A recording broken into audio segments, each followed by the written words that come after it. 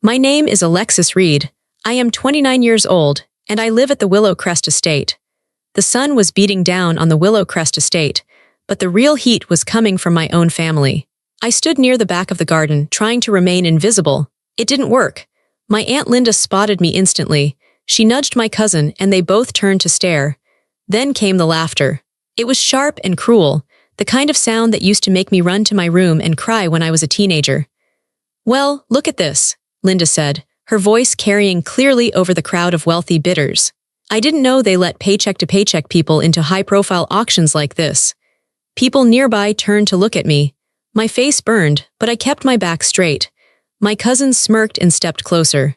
"This isn't a thrift store, Alexis. You can't afford a single brick of this place. Go home." They thought they knew me. They thought I was still the failure they kicked out years ago. They were busy celebrating a victory they hadn't won yet. They didn't notice the auction paddle tight in my hand. They were laughing at the girl I used to be, completely unaware that the woman standing in front of them was the only person here who could actually write the check. Let them laugh. I was about to silence them forever. But before I tell you how everything flipped, like and subscribe, drop a comment. Where are you watching from? My name is Alexis Reed. I am 29 years old. If you ask my family about me, they will tell you I am a ghost. Or worse, a mistake. For a long time I believed them. It wasn't always like this. When I was very young, I remember my mother's laugh. It was warm and filled up the whole room. She was the buffer between me and the rest of the Reed family. The Reeds were proud. They were obsessed with status, with money, with how things looked to the neighbors. My mother wasn't like that. She didn't care about fancy cars or country clubs. She cared about people. She cared about me. But then, when I was 12 years old, the silence came. My mother passed away from a sudden illness. I remember the funeral clearly. It was raining, a cliché I know, but it really was pouring rain. I stood by the grave, feeling like a piece of me was being buried along with her. I looked at my Aunt Linda and my Uncle Robert. They didn't look sad. They looked annoyed that the rain was ruining their expensive shoes. That was the day my life changed. It didn't happen all at once.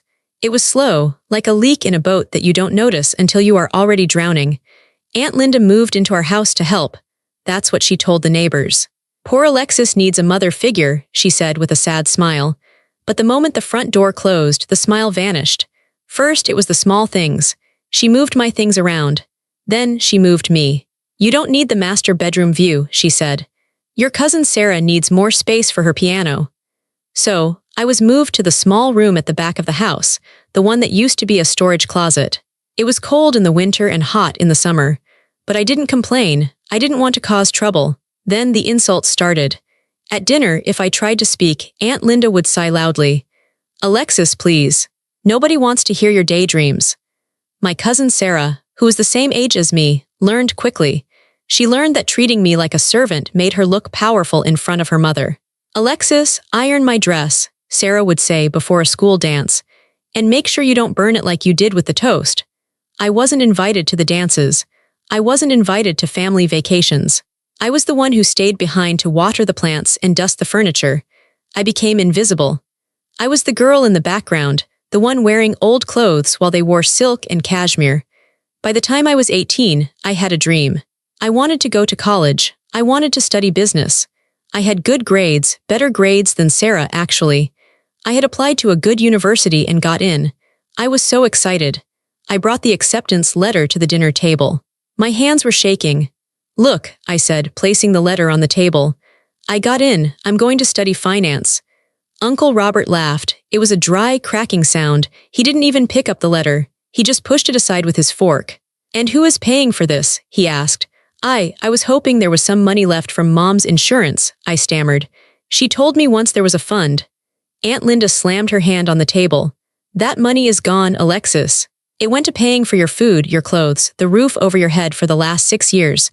Do you think you live here for free, you ungrateful child?" "But, no buts," Linda snapped. "You aren't going to college. You aren't smart enough for business anyway. You're just like your father, weak. You'll get a job at the local diner, and you'll contribute to this household." That night, I cried until my eyes were swollen shut. But something else happened that night, too. A fire lit up inside me. It wasn't a hot, explosive fire. It was a cold, blue flame. It was the fire of survival. I realized they would never love me. They would never support me. If I stayed, I would be their servant forever. 2 days later, I turned 19. I packed 2 suitcases, that was it. I had 3 pairs of jeans, some t-shirts, a warm coat, and a photo of my mother. I waited until they were watching television in the living room.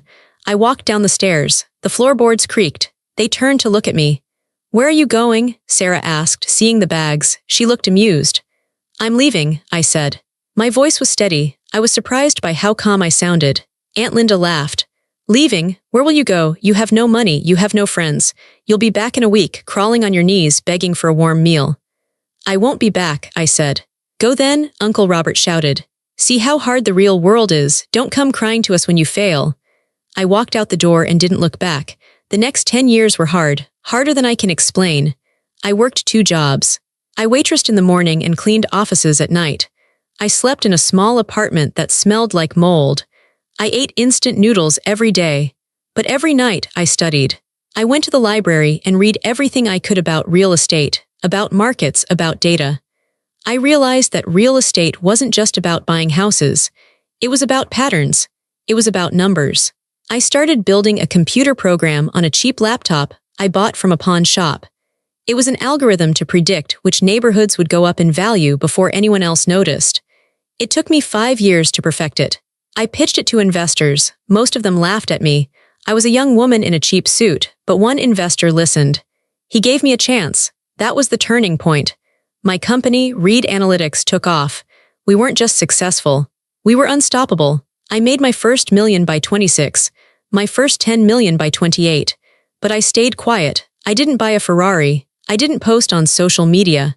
I kept my life private. My family had no idea. To them, I was still the failure who ran away. While I was building my empire in the shadows, my family was trying to maintain their illusion of wealth. I kept tabs on them. I admit it. I hired a private investigator to send me monthly reports.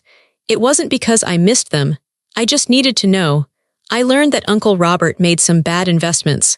They were bleeding money. But they refused to downgrade their lifestyle. They still threw parties. They still leased expensive cars. They were living on credit, pretending to be royalty. And then there was Willow Crest Estate. Willow Crest was the crown jewel of our town. It was a massive, historic mansion on 50 acres of land. It had a private lake, a ballroom, and gardens that looked like they belonged in a movie. For as long as I could remember, the Reeds talked about Willow Crest. "That house belongs to us," Aunt Linda used to say when she drove past it. "One day, when the market turns, we will buy it.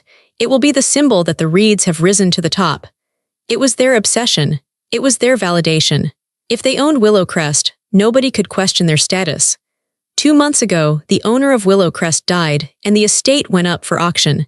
The news traveled fast. My investigator told me that Aunt Linda was ecstatic. She was telling everyone in town that they were going to buy it. "The Reeds are finally rising," she told the local newspaper. "We are bringing the estate back to its glory." I sat in my office in the city, reading the report. My office was glass and steel, overlooking the skyline. I wore a tailored suit that cost more than Aunt Linda's car. I looked at the photos of the estate. It was beautiful, but it needed work. It needed vision. My family didn't have vision. They only had vanity. I picked up the phone and called Mark, my financial advisor. "Mark," I said, "the Willow Crest auction, get me the details." "You're interested?" Mark asked. "It's a distressed property, Alexis. It's going to go for a high price just because of the land value." "I know," I said. "I want to bid, but I want to do it anonymously until the day of the auction." "Okay," Mark said. "I'll set up the shell company credentials for the preliminary paperwork. But you have to be there in person for the final signature if you want the title transfer done immediately." "I'll be there," I said. I hung up the phone and stared out the window. I wasn't doing this just to hurt them. I was a businesswoman. The estate was a perfect location for my new project, a headquarters for a mentorship program for women in business. It was poetic, the place my family wanted for vanity I would use for empowerment. But I won't lie, the thought of seeing their faces when I walked in, that was a bonus. The day of the auction approached. I prepared carefully. I didn't want to look flashy, I wanted to look simple. I chose a sleek black dress, no jewelry except for a small watch. I tied my hair back. My family was bragging all over town. They had liquidated their remaining assets. They had taken out loans. They had scraped together every penny they could find. They were going all in. They believed the house would sell for around $8 million. They had managed to secure a limit of $10 million. They thought they were safe. They didn't know that my limit was $20 million, and I didn't need a loan. The morning of the auction was bright and cold. I drove myself. I didn't take my driver. I drove a rented sedan, nothing fancy. I wanted them to underestimate me until the very last second. I parked at the edge of the long driveway. The lawn was filled with white chairs. Waiters were passing around champagne. The air smelled of expensive perfume and old money. I walked toward the registration table. I saw them immediately. They were standing near the front, right by the auctioneer's podium. Aunt Linda was wearing a bright red dress and a hat with a massive feather. She looked like she was already the owner. Uncle Robert was smoking a cigar, puffing smoke into the air like a chimney. Cousin Sarah was laughing loudly, holding a glass of champagne. They looked confident. They looked arrogant. I took a deep breath and walked into the crowd. I tried to blend in, but the crowd wasn't that big. Maybe 50 people. Aunt Linda turned her head. Her eyes scanned the crowd, probably looking for rivals. Then her gaze landed on me. She froze, the smile dropped off her face. She grabbed Sarah's arm and pointed. They walked over to me. They didn't walk, they marched. "What are you doing here?" Aunt Linda hissed. She didn't shout, but her voice was sharp enough to cut glass. "Hello, Aunt Linda," I said calmly. "I'm here for the auction." Sarah burst out laughing. "You, for the auction? Alexis, look around you. This isn't a garage sale. Do you even know what the starting bid is?" "I have a general idea," I said. "It's $5 million, Uncle Robert said, stepping forward. He looked me up and down with disgust. $5 million? Do you even have $5 in your pocket?" People around us started to listen. I saw a few heads turn. This was exactly what they wanted. Public humiliation. "I didn't know they let paycheck-to-paycheck people into these things," Linda said, raising her voice so the neighbors could hear. "This is embarrassing, Alexis. You are embarrassing us." "I'm just here to watch," I lied. "Is there a law against watching?" "There should be a law against loitering," Sarah sneered. "Why don't you go back to whatever hole you crawled out of? We are about to make history here. We don't need you ruining the photos." "Let her stay," Uncle Robert said, smirking. "Let her watch. It will be good for her to see what real success looks like. Maybe she'll learn something." "Fine," Linda said. She leaned in close to my face. I could smell the heavy scent of her hairspray. "But stay in the back, and don't you dare open your mouth. If you make a sound, I will have security throw you out." "I understand," I said softly. They turned their backs on me. They laughed as they walked away, clinking their glasses. They felt powerful. They felt like they had already won. I walked to the back row of chairs and sat down. I placed my purse on my lap. Inside my purse was my bidder registration card. I hadn't shown it to them. I held it tight. The auctioneer stepped up to the podium. He was a tall man with a booming voice. "Ladies and gentlemen, welcome to Willow Crest. Today we are selling not just a home, but a legacy." The bidding began. It started slow. 6 million, 6.5. My family stayed quiet waiting. They wanted to make a dramatic entrance. At 7 million, Uncle Robert raised his paddle. 7 million, he shouted. The crowd murmured. The reeds were playing. 7.5, a man in a gray suit countered. 8 million, Aunt Linda shouted next. She looked around the room, daring anyone to challenge her. I sat perfectly still. I watched them. They were sweating. I could see the tension in their shoulders. They were reaching their limit, but the adrenaline was pushing them forward. 8.5, the man in the gray suit said. 9 million, Uncle Robert yelled. His face was red. The man in the gray suit shook his head and lowered his paddle. He was out. 9 million going once. The auctioneer called out. My family was beaming. They were high-fiving each other. They thought it was over. 9.5, a new voice said. It was a woman in the front row, a developer from out of town. My aunt's face went pale. They hadn't expected this. They huddled together. I saw them arguing. Uncle Robert was shaking his head, but Linda was pushing him. 10 million, Linda screamed, her voice cracked. $10 million. This was it. This was their absolute ceiling. I knew their finances better than they did. If they spent a penny over 10 million, they would be bankrupt within a year. But they were desperate. The developer from out of town looked at her notes. She hesitated, then she shook her head. Too rich for me, she muttered. We have 10 million to the reeds, the auctioneer said. 10 million going once. My heart was beating steady and slow. Bam, bam, bam, going twice. My family was already celebrating. Sarah was taking a selfie. Linda was crying tears of joy. "This is it," I heard Linda say to Robert. "We're getting it, finally, and look at Alexis back there. She won't dare open her mouth. She won't dare open her mouth." Those words floated back to me. They hung in the air. I looked at them. They looked so small from where I was sitting. They were small people with small hearts. They had spent my entire life trying to make me feel small so they could feel big. I looked down at my phone. A text message had just come through from Mark. "Funds cleared. You are green to go up to 25 million if needed." "Good luck, boss." I put the phone away. 10 million going. The auctioneer raised his gavel. I stood up. I didn't shout. I didn't scream. I just lifted my paddle, number 402, high into the air. 11 million, I said. My voice was clear. It cut through the garden like a knife. The silence that followed was instant. It was heavy. The auctioneer froze. "I have 11 million from the lady in the back. 11 million. For a second, nobody moved. Then, slowly, my family turned around. The look on their faces is something I will never forget as long as I live. It wasn't just shock. It was horror. It was as if they were seeing a ghost. Aunt Linda's mouth hung open. Her eyes were wide, bulging out of her head. Uncle Robert dropped his cigar. It fell onto the grass, smoldering near his expensive shoe.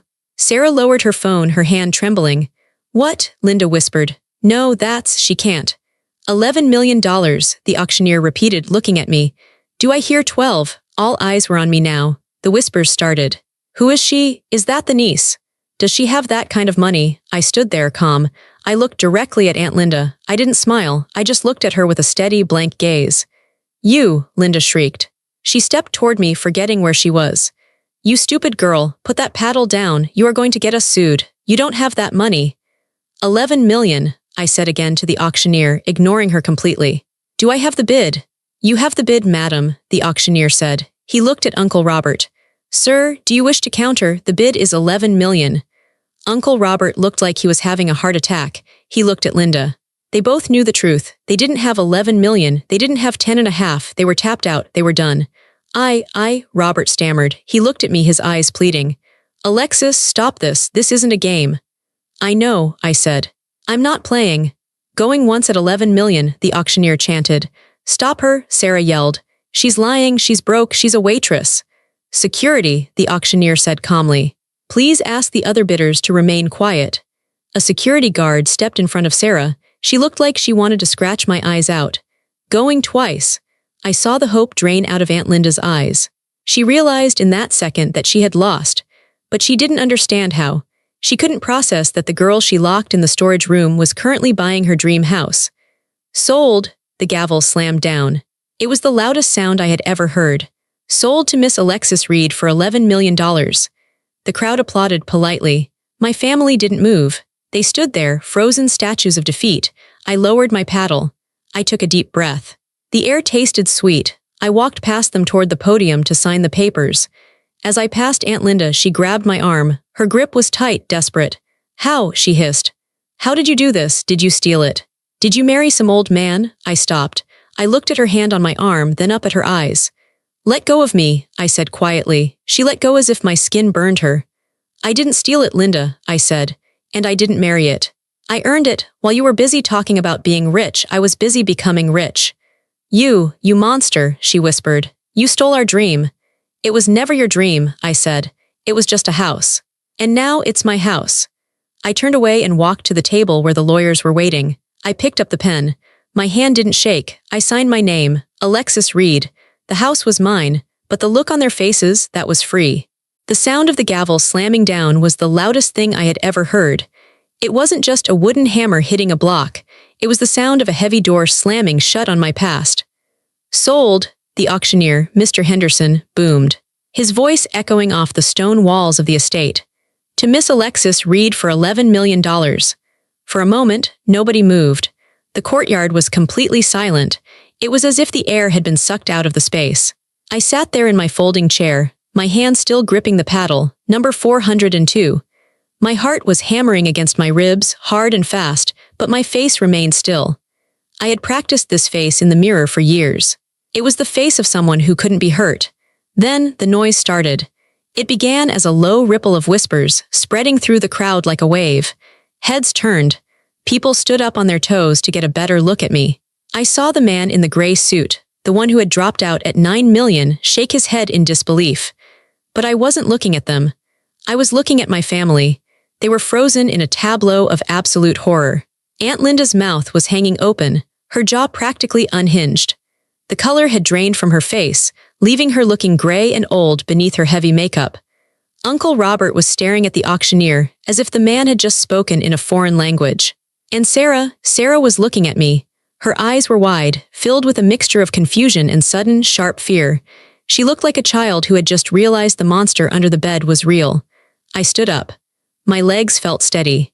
I smoothed down the front of my black dress. I picked up my purse. "Congratulations," a woman next to me whispered. She looked at me with awe. That was quite a move. "Thank you," I said quietly. I began the walk toward the podium. I had to walk past my family to get there. The path was narrow, lined with chairs. As I approached them, the crowd seemed to part, giving me space. Aunt Linda seemed to wake up from her trance as I got closer. She took a stumbling step toward me. She reached out a hand, her fingers trembling. "Alexis," she whispered. Her voice was thin, barely audible. What did you just do?" I didn't stop walking. I didn't slow down. I looked her right in the eyes, my gaze cool and level. "I bought a house, Linda," I said. "Excuse me, I have paperwork to sign." I brushed past her. I felt the heat of her body as I passed, the smell of her expensive, cloying perfume that used to make me nauseous when I was a child. Today it just smelled like desperation. I reached the auctioneer's table. Mr. Henderson was beaming at me. He looked relieved. He had probably worried the bidding would stall at 8 million. "Miss Reed," he said, extending a hand. "A pleasure, truly, that was a magnificent bid." "Thank you, Mr. Henderson," I said. I shook his hand. His grip was firm. "I assume you have the transfer documents ready." "We do," he said. He gestured to a lawyer standing beside him. The lawyer slid a thick stack of papers across the table. "We received the verification of funds from your bank 10 minutes ago. Everything is in order. We just need your wet signature." I picked up the pen. It was heavy, a solid brass instrument. I looked down at the paper. Deed of sale, Willow Crest Estate. My hand hovered over the signature line. For a split second, I thought about the girl I used to be. The girl who scrubbed the floors in Aunt Linda's house. The girl who ate dinner alone in the kitchen while the family laughed in the dining room. The girl who was told she was worthless, stupid, and destined for failure. I pressed the pen to the paper.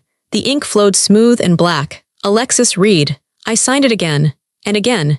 Each signature felt like I was carving my name into history. "Congratulations," the lawyer said, handing me a set of keys. They were heavy iron keys on a simple ring. "The estate is yours, effective immediately." I took the keys. I closed my hand around them. The metal was cold and hard. It was real. I turned around. The crowd was beginning to disperse, heading toward the parking lot, but my family hadn't moved. They were standing in a tight cluster near the exit, blocking my path. They were waiting for me. I took a deep breath. This was the part I had prepared for. The confrontation. I walked toward them. I didn't rush. I walked with the slow, measured pace of a woman who owns the ground she is walking on. As I got closer, I saw the shock on their faces shifting into something else. Anger, denial, entitlement. Linda stepped forward, blocking my way. Her face was splotchy with red patches. "You," she hissed. "You little fraud." "Move, Linda," I said. "I will not move," she shrieked. Her voice cracked, loud enough that several people stopped to watch. "You explain yourself right now. What is this game? Who is paying for this? Did you steal it? Did you find some sugar daddy to fund this little stunt to embarrass us?" "Keep your voice down," Uncle Robert hissed at her, grabbing her elbow. He looked terrified. He looked at me with pleading eyes. "Alexis, please. People are watching." "Let them watch," I said calmly. "I have nothing to hide." "You have $11 million to hide," Linda yelled, pulling away from Robert.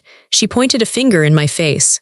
"You expect us to believe that you came up with that kind of money. You were a waitress, Alexis. You didn't even finish college." "I did finish college," I said. "I finished top of my class. I did it at night, while I was working 2 jobs. You just never asked." Sarah stepped forward. She crossed her arms, trying to look tough, but her lip was quivering. "So what? You won the lottery, is that it?" "No lottery," I said. "Work, years of it. While you were going to parties, Sarah, I was building a company. While you were buying purses, I was writing code. While you were sleeping in until noon, I was analyzing market trends." "Liar," Sarah spat. "My company is called Reed Analytics," I said. You can look it up.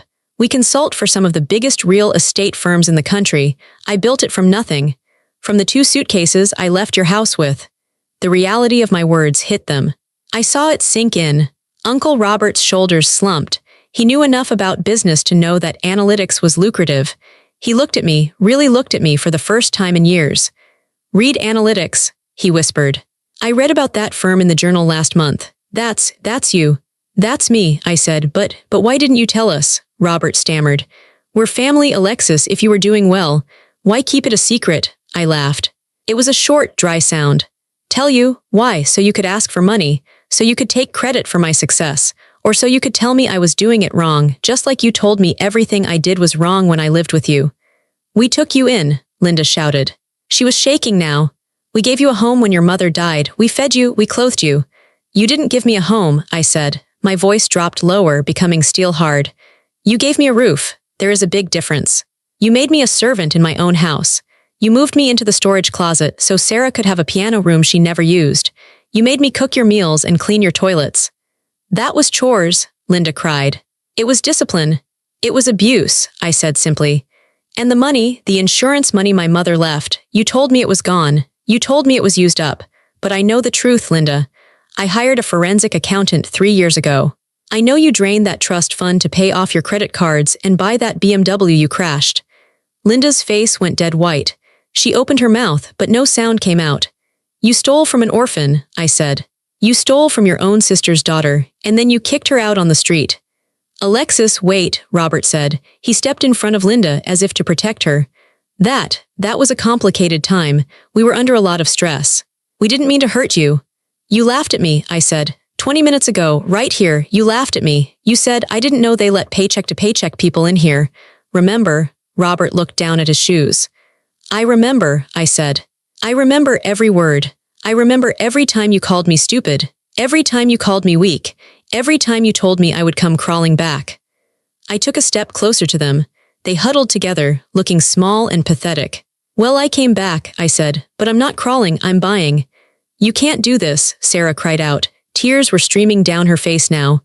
This house, it was supposed to be ours, we told everyone. It's our dream. It's a building, Sarah, I said. It's brick and mortar. Dreams are things you build yourself. You don't buy someone else's legacy and call it yours. Please, Linda whispered. Her anger was gone, replaced by pure terror. Alexis, please, we put everything into this auction. We liquidated the assets. If we don't get this house, we have nowhere to go. We sold our house on Maple Street. The closing is next week. I looked at them. I really looked at them. They were standing on the precipice of ruin. They had gambled everything on this moment, on their arrogance, and they had lost. You sold your house? I asked. Yes, Robert said, his voice trembling. We were so sure. We thought with the estate we could refinance, get a business loan against the equity, start over. So you're homeless, I stated. Essentially, Robert said. Alexis, you have so much room here. This place is huge. The guest wing alone. It's bigger than our old house. Maybe we could work something out. We could help you manage the property. We could be a family again. The audacity was breathtaking. Even now, after everything, they still thought they could use me. They thought they could just slide back into my life because they needed something. I looked at the keys in my hand, then I looked back at them. No, I said. What? Linda gasped. No, I repeated. You cannot live here. You cannot manage the property. You cannot be near me. But we're family, Sarah wailed. I know, I said, and that is why it hurts. But I am not doing this to punish you. I am doing this to protect myself. I spent 10 years healing from what you did to me. I won't let you break me again. We won't, Robert promised. We've changed. You haven't changed, I said. You're just broke. There is a difference. I checked my watch. I have meetings with my contractors in an hour. You need to leave. This is private property now. You're heartless, Linda spat, her eyes narrowing. You're a cold, heartless bitch. Your mother would be ashamed of you. That was the final arrow. She tried to hit me in the only soft spot I had left, but the arrow didn't pierce. It bounced off. My mother, I said softly, wanted me to be happy. She wanted me to be safe. She would be proud that I finally stood up to the people who hurt me. I turned my back on them.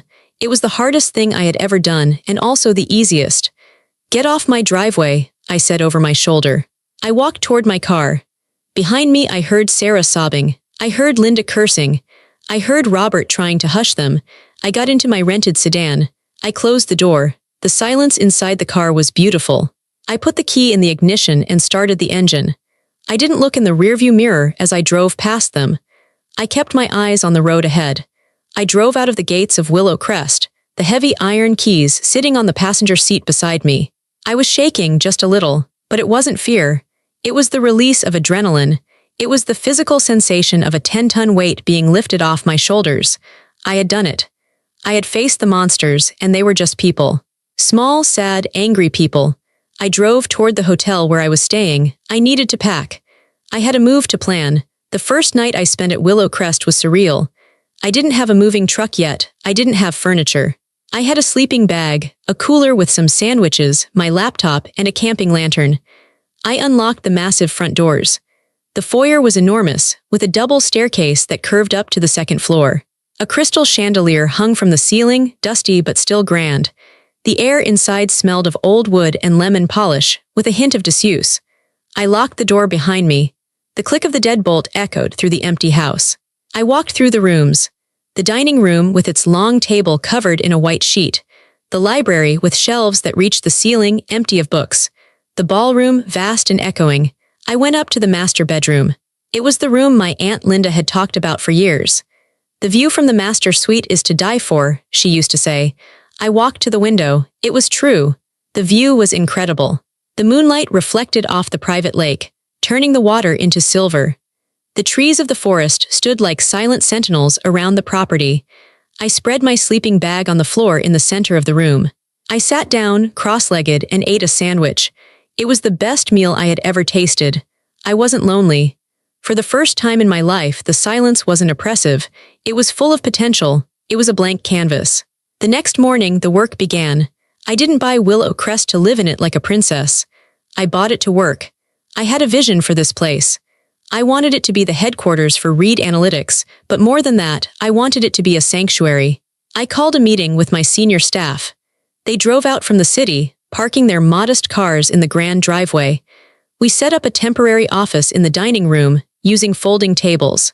"This is it?" my operations manager Dave asked, looking around at the peeling wallpaper in the hallway. "It's big. It's perfect," I said, "but it needs work, a lot of work." I hired contractors, but I made a specific choice. I didn't hire the big, corporate construction firms that my Uncle Robert would have used. I looked for local businesses.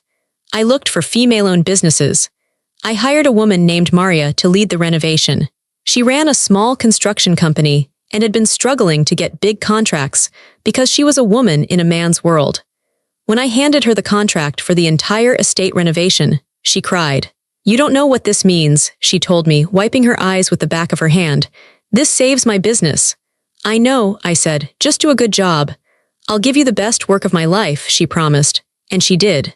For the next 6 months, Willow Crest was a hive of activity. The sound of hammers and saws replaced the silence. Dust was everywhere. I lived in the midst of it, moving from room to room as they were finished.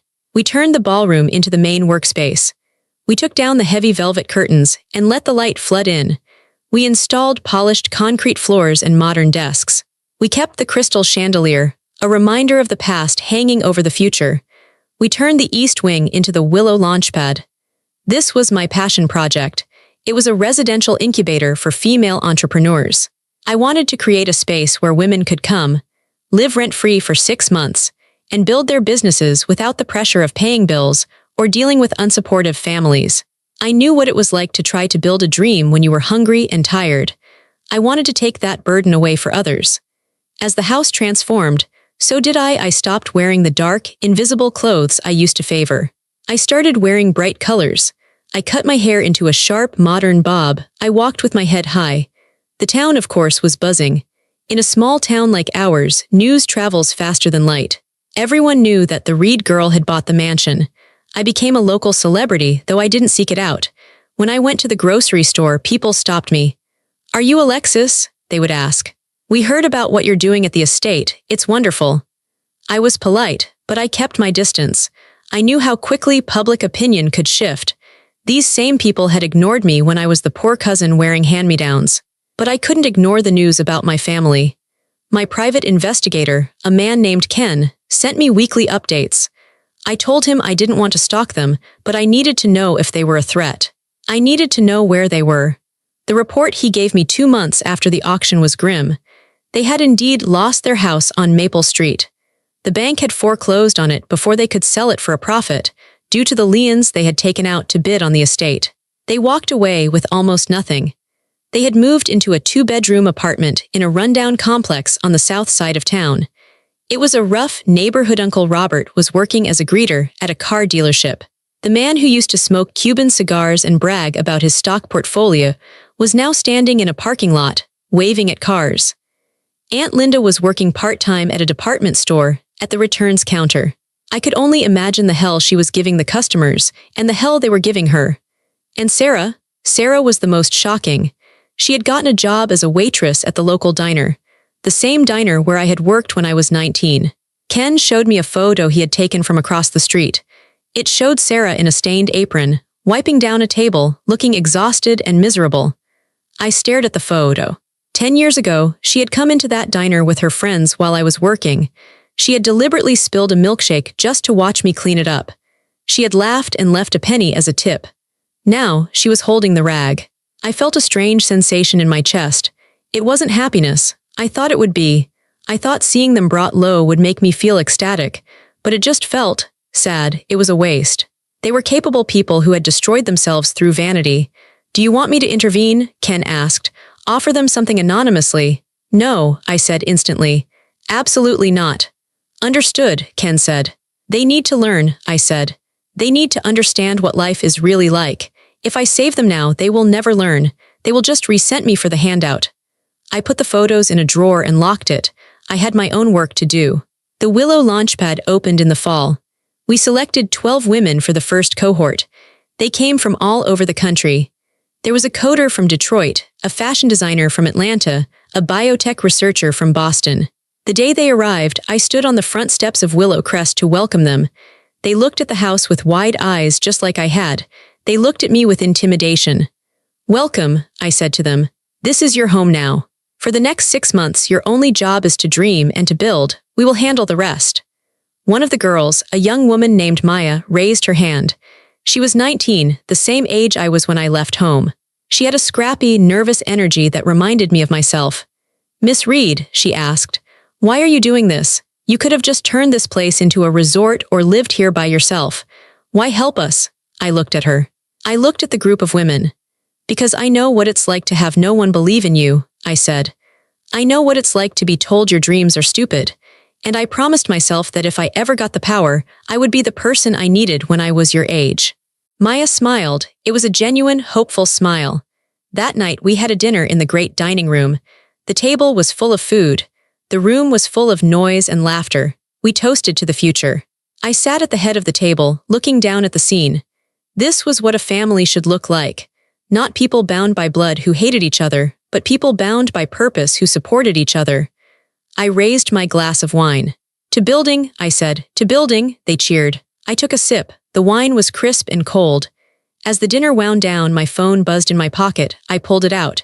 It was a text from an unknown number. "Alexis, it's your Aunt Linda, please. We need to talk. We are drowning here. Just 5 minutes, please." I stared at the screen. The text was desperate, humble. I debated deleting it. I debated blocking the number.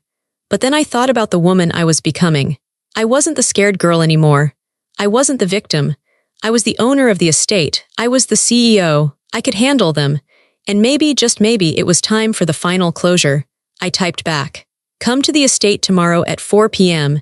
You have 10 minutes. Do not be late." I hit send. I looked back at the women laughing at the table.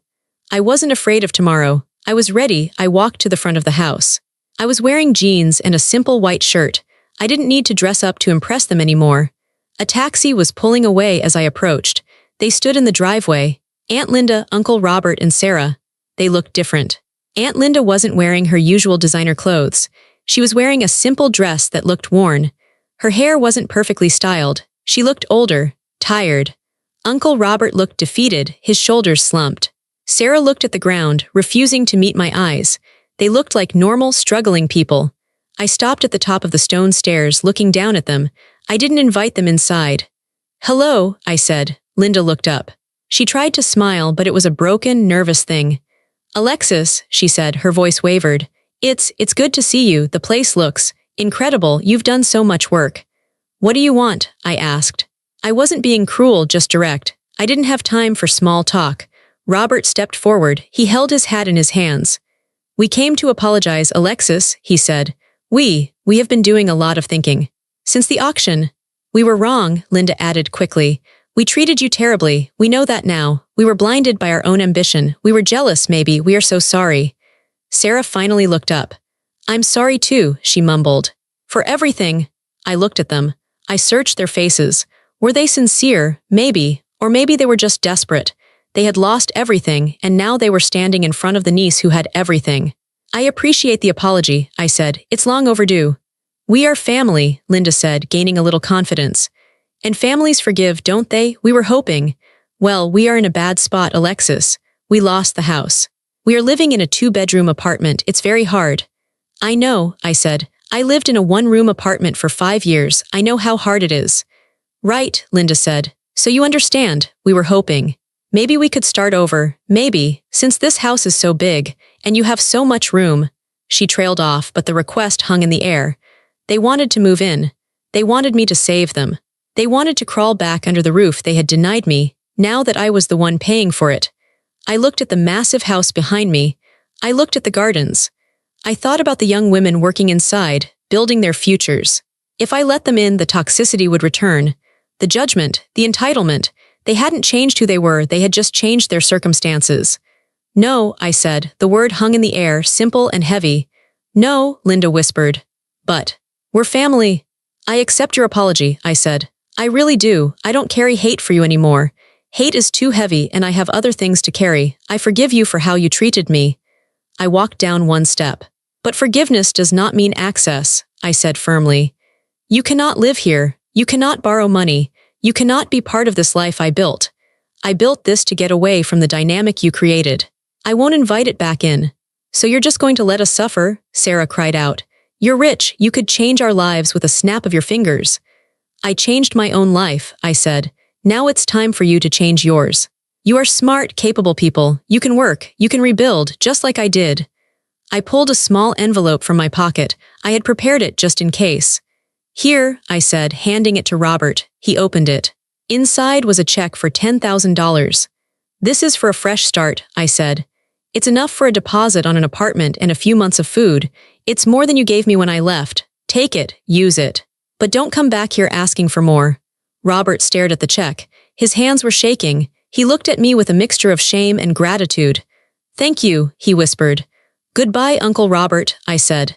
I turned around and walked back up the stairs. Alexis, Linda called out. Please. I didn't stop. I didn't turn around. I walked through the massive oak doors of Willowcrest and closed them behind me. The sound of the latch clicking shut was the best sound in the world. 2 weeks later, the sun was setting over the estate. The sky was a brilliant mix of purple and orange. I stood on the balcony of the master bedroom, holding a cup of tea. Below me in the garden, 3 of the mentees were sitting on the grass, laughing and looking at blueprints. They looked happy. They looked free. I took a sip of tea.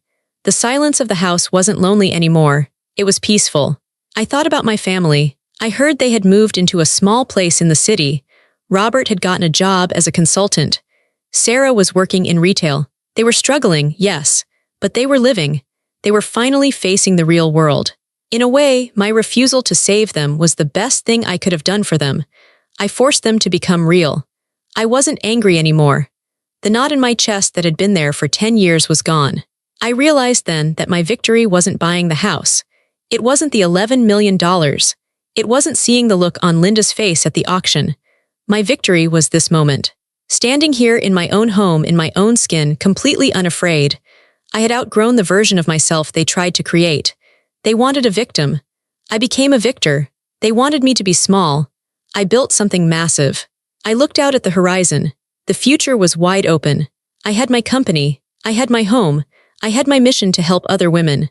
I was Alexis Reed. And for the first time in my life, I knew exactly who that was. I'm telling you this story not to brag about a big house or a bank account. I'm telling you this because I know there are people out there right now who feel like I did. Maybe your family doesn't believe in you. Maybe your friends laugh at your dreams.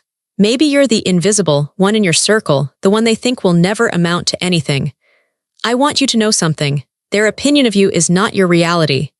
If I had listened to my family, I would still be sleeping in a storage room.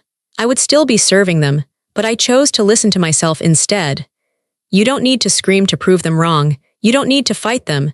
You just need to build your skills, build your confidence. Build a life so solid that their doubts can't touch it. The best revenge isn't being cruel back to them. The best revenge is massive success. And the ultimate peace, that comes when you realize you don't even need their validation anymore. So, if you're hurting right now, use that hurt, turn it into fuel, pack your bags if you have to, start that business, write that book, do the work in the dark so you can shine in the light. My name is Alexis Reed. I was the girl they laughed at. Now I'm the woman they watch. Thank you for listening to my story.